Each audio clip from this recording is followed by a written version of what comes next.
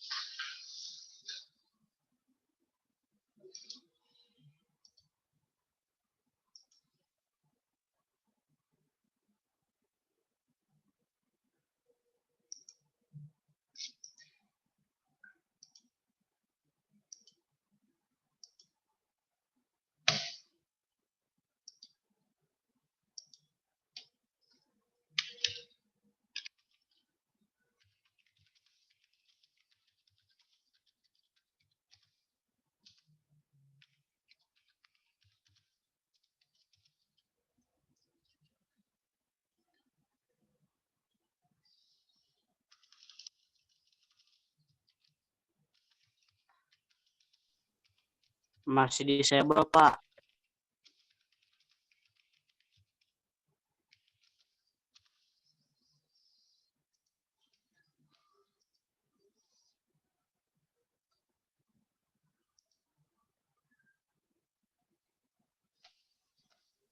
Chatnya nggak bisa, Pak. Bisa di chat, bisa isi chatnya nggak? Nggak bisa, Pak. Masih disable. Ya, Nah, coba. udah, Pak. Ya, udah.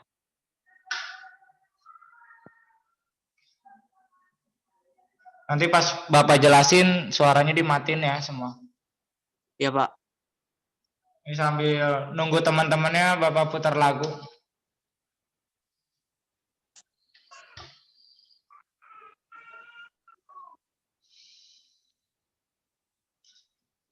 Kelihatan nggak videonya?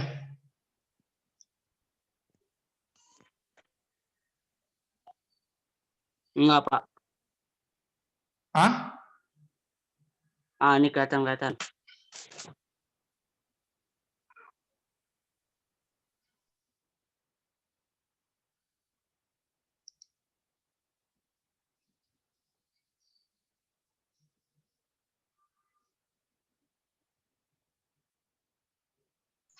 Gak ada suaranya, Pak. Nggak ada suaranya. Ada suaranya. Itu udah diaktifin. Enggak ada, Pak. Nggak ada. Kedengeran. Gambarnya kelihatan nggak? Gambarnya kelihatan, tapi suaranya nggak kedengeran. Nggak kedengeran. Ya.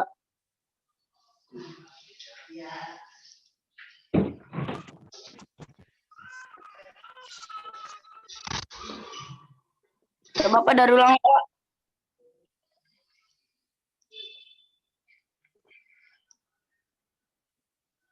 Kedengeran nggak?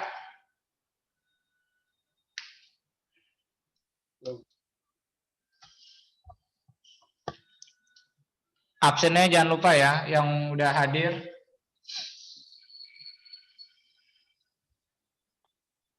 Isi di kolom chat.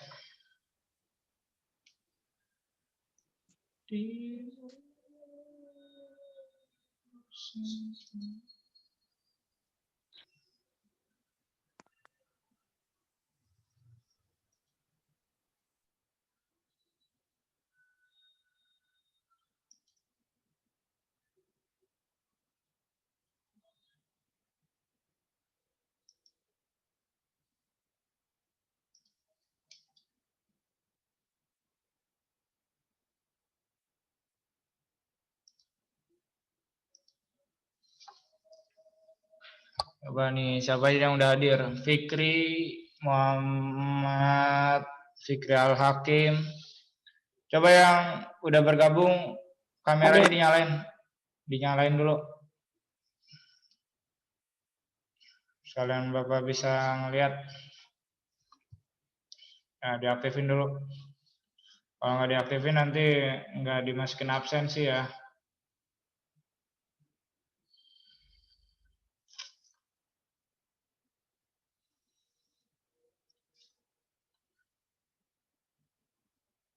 Oktaviani, mana Oktaviani?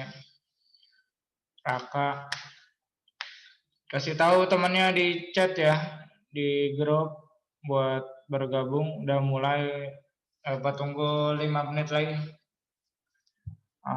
Materi kita kali ini ngebahas yang minggu yang lalu ya. Karena minggu depan kita mau ulangan harian, jadi harus benar-benar belajar, pahamin ya pertemuan kali ini. Makanya coba kasih tahu temennya ya. Nanti kalau misalnya nggak ikut Zoom, nggak tahu buat materi ulangan hariannya apa minggu depan.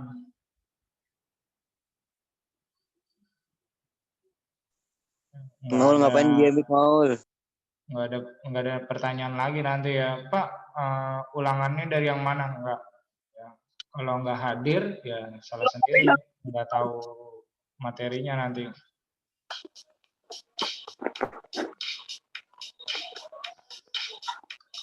Yang udah ada di Zoom, coba dibuka LKS-nya.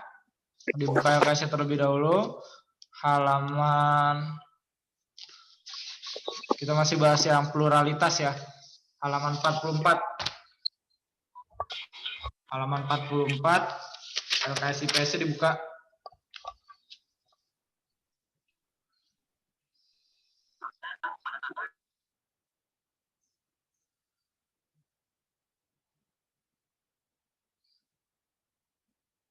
Ini ada yang belum isi absen, yang udah hadir tapi belum isi absennya di kolom chat. Ya.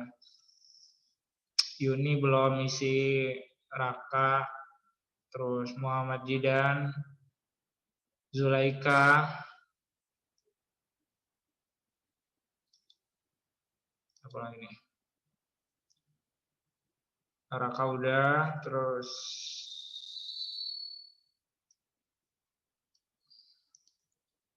Legita belum, Zulia, Muhammad Jidan, Fadlan.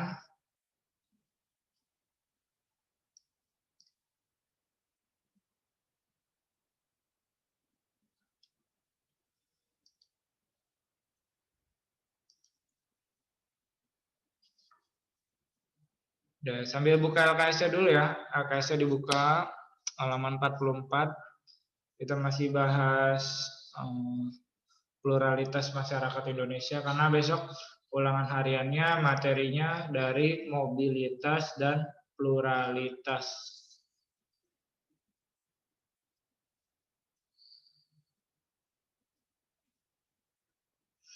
Coba dinyalain dulu, kameranya dinyalain dulu. Bapak buat absen ya.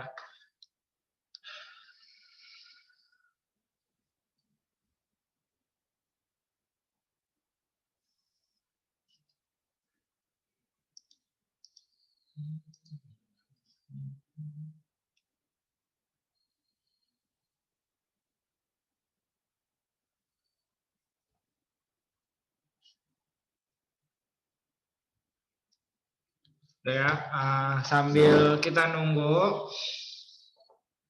kita dengerin lagu dulu ya.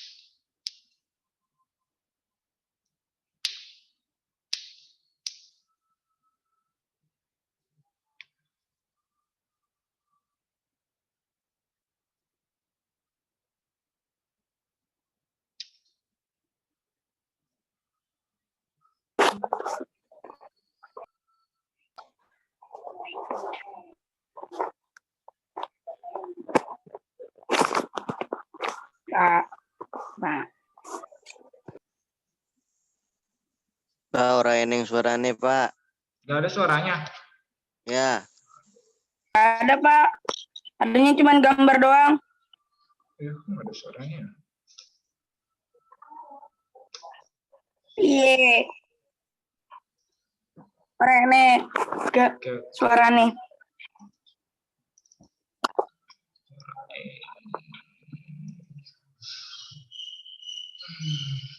Udah ya. Oke, kita mulai aja ya. Assalamualaikum warahmatullahi wabarakatuh. Waalaikumsalam warahmatullahi wabarakatuh.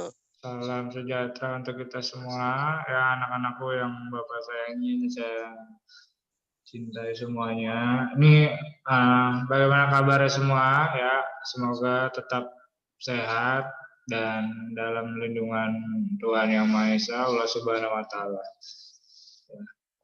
Ini banyak nih yang rambutnya kayaknya udah pada nggak keurus ya, kayak bukan anak sekolah ya. Tukang Fikri cukur di rumah saya pada Al-Hakim tutup, ya, Pak. itu rambutnya panjang ya, dipotong ya. Pada tutup, Pak. Tukang cukur, Pak. Nggak ada, siapa yang bilang tutup? Ini di rumah saya. Sini di rumah Bapak banyak. Apa mau di sekolah? Bapak yang gunting? Nggak apa-apa kalau mau di sekolah. Di sekolah. Ya. Di sekolah aja, Pak. Di sekolah. Iya, di sekolah nanti guntingnya model sendiri ya. Terserah Sebelum mau- masuk sekolah saya cukur. Iya, digunting rambutnya ya. Nih Fatir Fitra tuh rambutnya udah agak panjang ya. Jangan kayak bukan anak nggak sekolah ya. Rambutnya dirapi nih. Bapak aja rapi tuh. Ya, tuh. Kul, ngapain lu di MI, Kul? Jadi dirapi nih kayak Muhammad Kurniawan nih, rapi tuh rambutnya. Coba Kurniawan tunjukin mana rambutnya.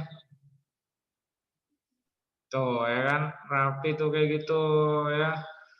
Jadi kalau yang walaupun jelek, kalau rambutnya rapi, kelihatannya cakep ya. Tapi kalau udah jelek, rambutnya panjang, ya udah. Ya, paling enggak biar bagus ya rambutnya dirapihin. Jangan mentang-mentang nggak sekolah, rambutnya panjang-panjangan. Ya, ntar yang laki jadi perempuan mau rambutnya panjang. Oke. Nah, ya, udah ya, perhatiin ya. Oke, dibuka case-nya halaman 44. Nah, ini kita membahas materi yang pertemuan sebelumnya ya. Itu tentang pluralisme ya. Kira-kira ada yang tahu nggak sih pluralisme itu apa? Coba ada yang bisa langsung angkat tangan. Pak, saya tahu Pak pluralisme. Apa pluralisme?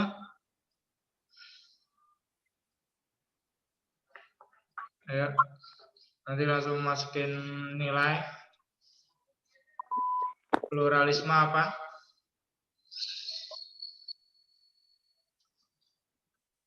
Saya tahu, Pak.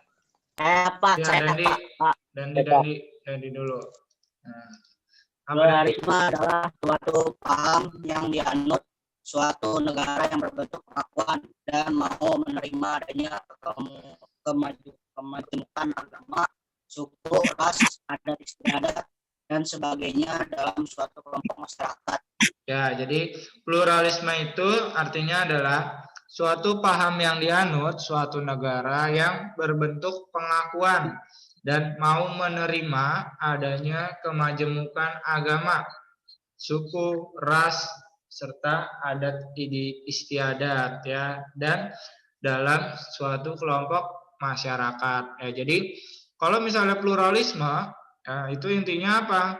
Jadi dia itu mau menerima adanya perbedaan ya.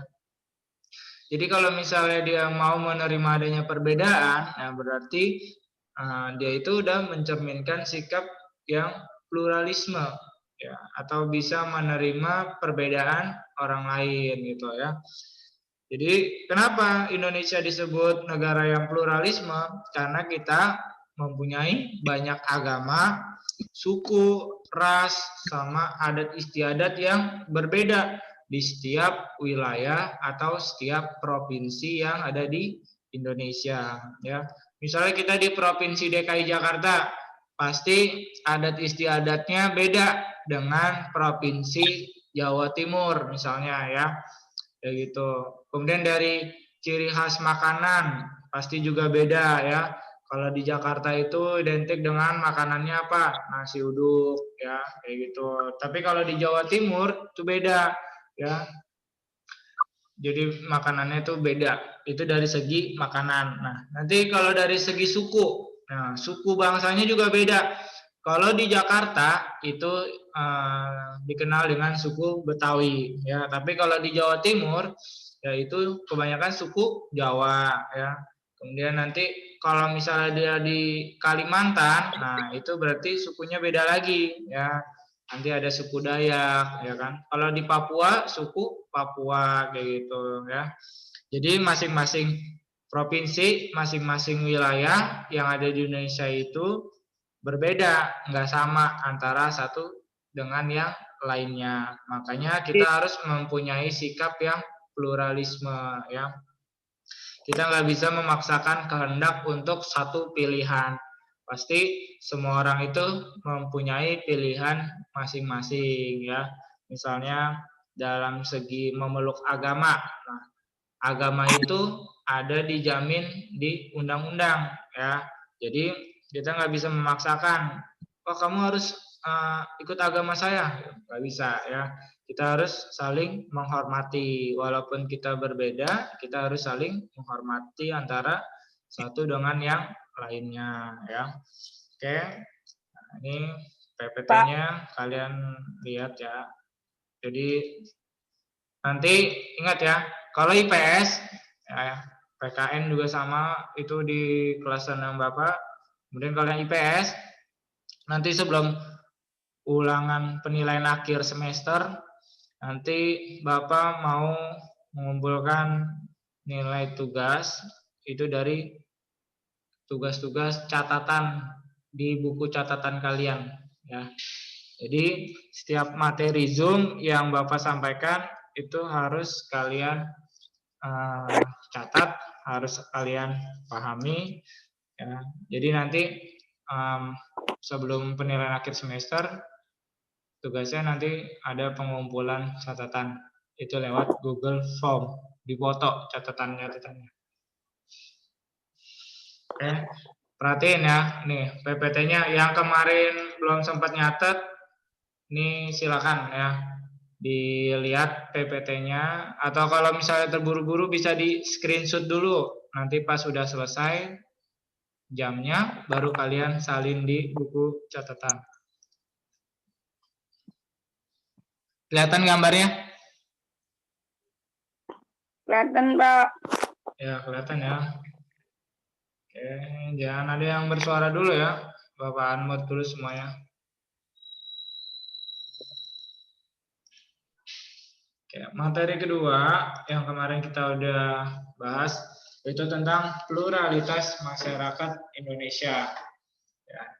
Nah, ini pluralisme adalah suatu paham yang dianut suatu negara yang berbentuk pengakuan dan mau menerima adanya kemajemukan agama, suku, ras, adat istiadat, dan sebagainya. Nah, Indonesia disatukan dengan semboyan Bhinneka Tunggal Ika. Ya, berbeda-beda tetapi tetap satu tujuan. Tujuannya apa? Yaitu Indonesia. Ya, jadi walaupun kita berbeda, tetapi ketika kita berada di Indonesia, kita itu tetap sama ya. Karena tujuan kita sama, yaitu untuk Indonesia ya.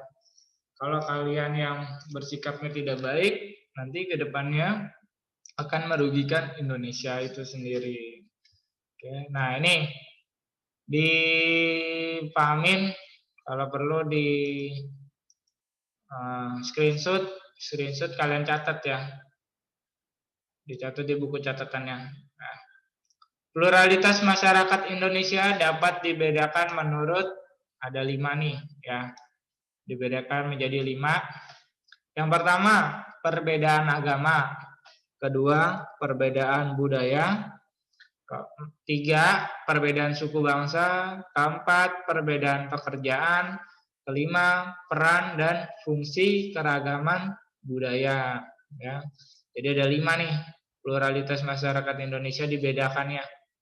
Ya, jadi menurut perbedaan agama, menurut perbedaan budaya, suku bangsa, pekerjaan, peran, dan fungsi keragaman budaya.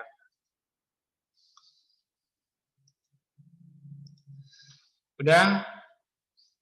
Udah belum?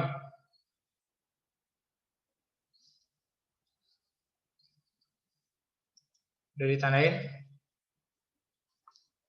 Di LKS-nya kalian lingkarin ya, atau di garis bawahi ya, ada tulisan pluralismenya tuh di halaman 44. Ya, kemudian halaman 45 yang perbedaan agama dilingkarin. Ya, itu ada 6 agama. 6 agama juga dilingkarin, harus kalian tahu ya. Itu ada agama Islam, Kristen Protestan, Katolik, Hindu, Buddha, dan Konghucu. Nah, jadi di Indonesia ada 6 agama yang ada atau dibolehkan untuk dianut oleh masyarakat Indonesia. Ya, itu dilindungi oleh undang-undang. Ya, ada 6 agama itu. Selain 6 agama yang nggak ada disetujui, ya nggak bisa. Karena yang bisa dipeluk itu hanya 6 agama yang terdapat di undang-undang. Walaupun ada yang mempunyai aliran lain, nah itu nggak resmi ya. Terus di halaman 48 ya. Halaman 48 yang C ya. Yang C yang menjaga pluralisme agama, caranya ada 5. Yaitu dilingkarin yang C, halaman 48 yang C.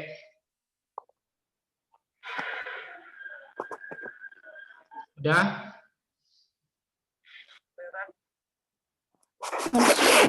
halaman 48 yang bagian C, halaman 48. Udah kedengeran? Udah, Pak. Ya, yang menjaga pluralisme agama ya, itu cara-caranya ada 5. Yang pertama, dialog antar umat beragama. Kedua, menggali semangat pluralisme. Terus yang ketiga, saling menjaga relasi atau saling menjaga silaturahmi antar umat beragama. Terus yang keempat, saling meniadakan bentuk konflik. Ya, kalau bisa jangan sampai ada konflik antar umat beragama. Yang kelima, saling menjaga tempat-tempat ibadah. Ya, misalnya kalau dikit lagi udah mau bulan Desember nih. Nah, itu mau ada perayaan Natal. Nah, di sini sikap pluralisme kita sebagai agama yang selain non Muslim, nah, kita di sini boleh untuk menjaga tempat ibadah mereka, ya. Gitu. Untuk apa? Nah, nanti gantian ketika umat Islam sedang melakukan ibadah, sholat, kemudian Idul Fitri, Idul Adha. Nah, nanti umat yang selain non-Islam, nah dia juga bisa untuk membantu menjaga tempat ibadah umat Islam gitu. Kemudian sebaliknya, nanti yang mempunyai agama misalnya Hindu, Buddha, ya, itu yang misalnya adanya di Bali, ya kan, kalau di Bali itu agamanya Hindu, ya, di Bali. Nah, itu nanti ada perayaan Waisak. Nah, itu kita menjaga apa? Menjaga pura-pura, ya, kalau dia tempat ibadahnya tuh namanya pura, kayak gitu. Jadi kita harus saling menjaga tempat-tempat ibadah, ya, kayak gitu. Itu untuk menjaga pluralisme tetap terjaga di Indonesia. Kemudian yang berikutnya halaman 49 yang bentuk pluralisme budaya masyarakat Indonesia yang A. Ya. Yang A itu ditandain ada bahasa daerah, pakaian adat, terus tarian, senjata tradisional, upacara adat. Nah, itu sampai rumah adat ya, itu ditandain. Nanti soalnya bisa nama rumah adat juga bisa ya. Itu yang halaman 51 ya, dihafalin tuh ya. Nama-nama rumah adatnya di setiap provinsi. Misalnya ada Sumatera Utara, Riau, Sumatera Barat. Ya. Jadi soalnya bisa bermacam-macam nanti. Kemudian ini upacara-upacara adat. Nah, ya, itu di halaman 50. Nah, ini yang paling terkenal itu ada upacara adat Ngaben ya. Biasanya itu kalau di Bali ketika ada yang meninggal itu mayatnya nggak dikubur tetapi dibakar. Dibakarnya itu di atas tungku disusun dari bambu kemudian dirakit-rakit sampai tinggi. Nah, jadi kalau menurut kepercayaan orang Bali makin tinggi tingkatan yang meninggal, nah, itu susunannya itu makin tinggi gitu. Jadi kalau dia cuman masyarakat biasa ya biasa doang gitu kan tempat pembakarannya. Tapi kalau dia yang meninggal tokoh adat, tokoh masyarakat, kemudian dia mempunyai kedudukan yang tinggi, nah itu tempat pembakarannya makin tinggi, undakannya tinggi ya, kayak gitu. Itu namanya upacara adat Ngaben. Coba nih ya, Bapak share videonya ini, kalian bisa lihat ya.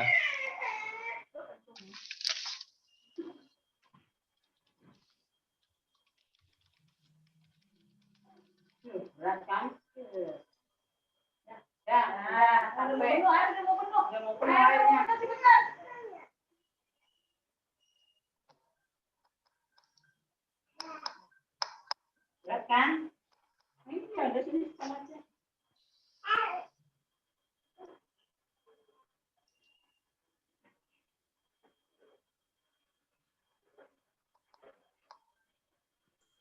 Ul, ngapain di Emik wifi-an Ul?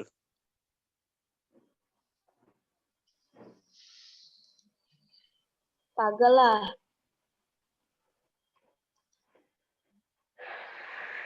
Nah, jadi upacara adat itu bermacam-macam ya. Kita ambil tadi contohnya itu upacara adat Ngaben ya. Kalian bisa lihat di halaman 50, terus ada Nah, upacara kelihatan juga nggak ada ke atas. apalagi tuh, ada ruatan ya di Jawa Tengah, Jogja. Nah, biasanya kalau orang Jogja itu ada tuh setiap mau satu Muharram atau tahun baru Islam itu ada namanya ruatan ya, atau membersihkan diri ya. Jadi ada membersihkan diri ya, nanti di pinggir laut biasanya tuh mereka melakukan ruatan ya, gitu. Ya itu upacara-upacara adat yang ada di Indonesia ya. Terus berikutnya ada di halaman 52, LKS halaman 52 nih. Buka LKS-nya.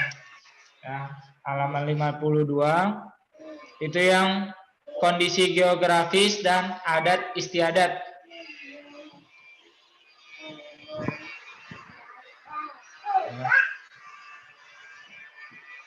Ya.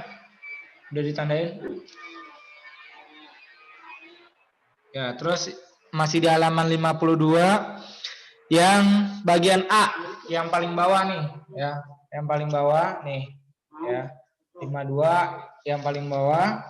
Itu ciri-ciri perbedaan suku bangsa, itu ada 6, ya.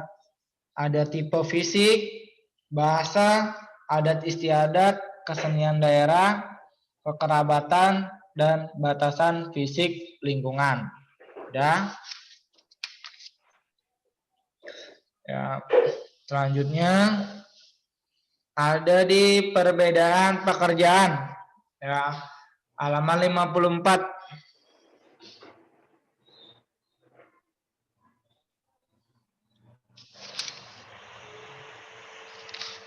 Udah, halaman 54 yang ada petani, pegawai swasta, pegawai negeri, nelayan, peternak.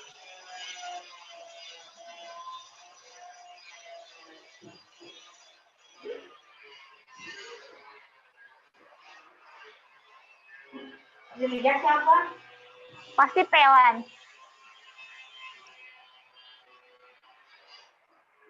Lagi tuh lupa.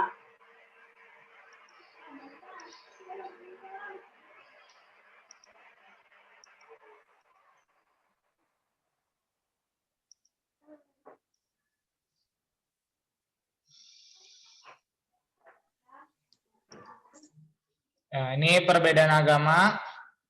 Nah, perbedaan agama di sini yang diakui itu ada agama Islam, Kristen Protestan, Katolik, Hindu, Buddha, dan Konghucu. Ada 6 agama ya. Nah, coba kalian lihat, dipahamin, dicatat juga bisa.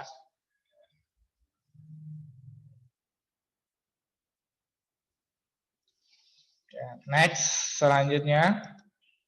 Nah, ini perbedaan budaya, nih yang tadi udah kalian tandain ya. Terus ini juga sama yang tadi udah ditandain, ada kondisi geografis, adat istiadat. Ya. Jadi faktor munculnya pluralisme budaya itu ada 2. Yang pertama kondisi geografis, yang kedua adat istiadat. Ya.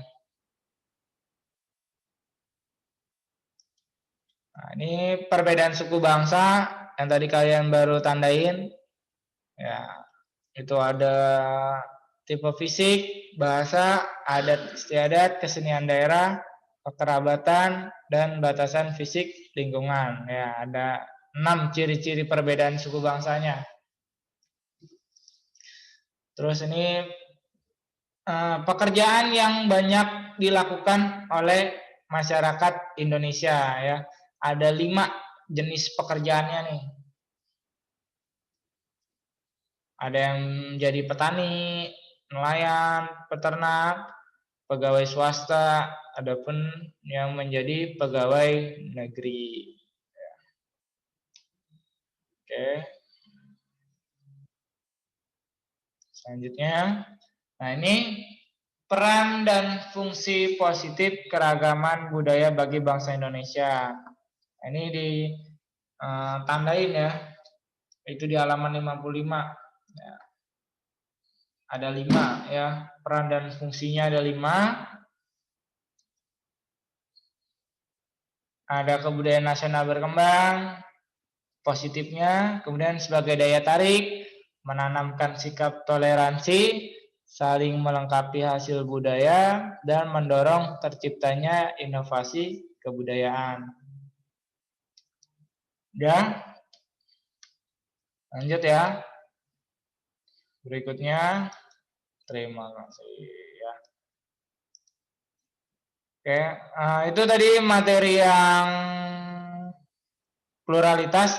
Yang satu lagi itu tentang mobilitas. Nah, ini mobilitas juga nanti ada di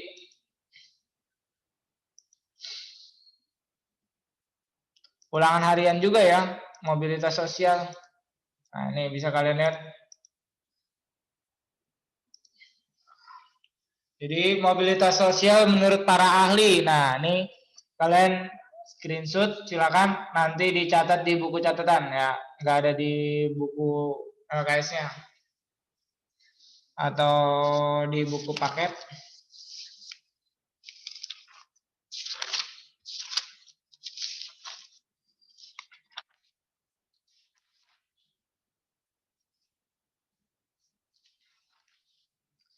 Jadi menurut para ahli itu ada 4. Ya, ini salah satunya nanti keluar di ulangan harian.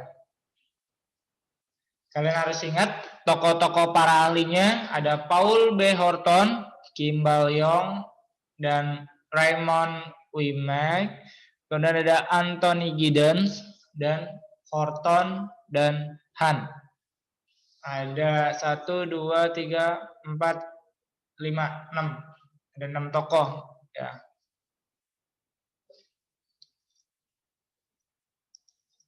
Di screenshot aja dulu ya, mobilitas sosial menurut para ahlinya. Nanti baru pas sudah selesai Zoom, kalian pindahkan di buku catatan. Nah ya, lanjut. Nah, ini bentuk-bentuk mobilitas sosial. Jadi bentuk-bentuk mobilitas sosial itu ada banyak ya. Ada mobilitas vertikal, kemudian ada mobilitas horizontal. Yang vertikal itu dibagi lagi nanti menjadi 2 ya, ada mobilitas vertikal atas, ada mobilitas vertikal bawah ya.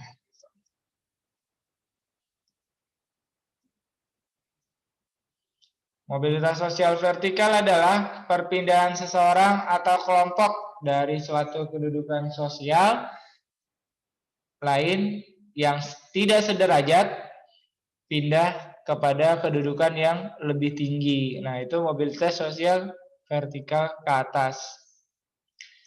Kemudian kalau yang vertikal ke bawah, dia yang tadinya kedudukannya biasa-biasa aja, justru malah makin ke bawah, kayak gitu ya. Itu mobilitas vertikal bawah.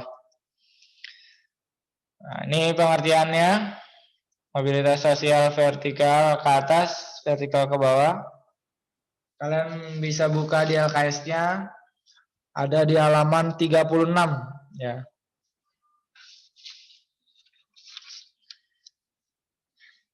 Halaman 36 itu ditandain mobilitas sosial. Terus ada mobilitas sosial horizontal. Nah, ini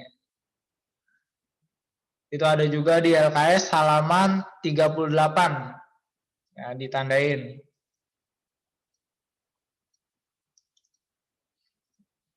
Nah, faktor mobilitas sosial itu ada yang menjadi faktor pendorong dan faktor penghambat. Faktor pendorongnya itu ada 6. Ya, ada faktor struktural, faktor individu, faktor sosial, faktor ekonomi, faktor politik, serta kemudahan dalam akses pendidikan. Jadi ada 6 ya. Kalau faktor pendorong, faktor penghambat, nah ini ada kemiskinan, ada diskriminasi. Ya, ini faktor penghambatnya. Jangan sampai lupa ya, faktor pendorong dan faktor penghambat mobilitas sosial. Pokoknya yang perhatiin materinya dari awal sampai akhir, pasti besok bisa ngerjain ulangan harian minggu depan. Ya.